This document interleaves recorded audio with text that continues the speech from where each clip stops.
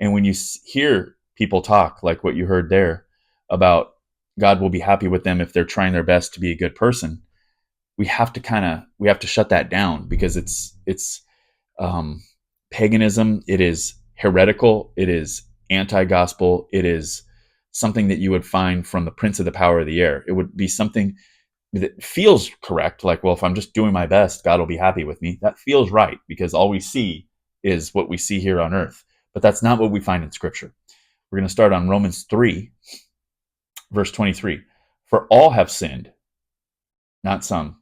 Not until you make the bad decision, you're okay, and then it's okay. All have sinned and fall short of the glory of God, and are justified by his grace as a gift through the redemption that is in Jesus Christ, whom God put forward as a propitiation by his blood to be received by faith. This was to show God's righteousness, because in his divine forbearance, he had passed over former sins. It was to show his righteousness at the present time, so that he might be the just and the justifier of the one who has faith in Jesus. Beautiful words. Now down to verse 28.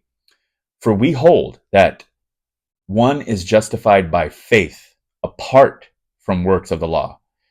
Therefore, you got to understand, your justification, your ability to be reconciled to God, has nothing to do with your works.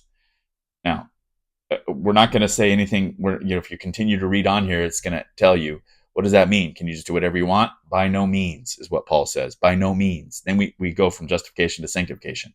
I've talked about it a million times. We'll talk about it a lot more on this channel.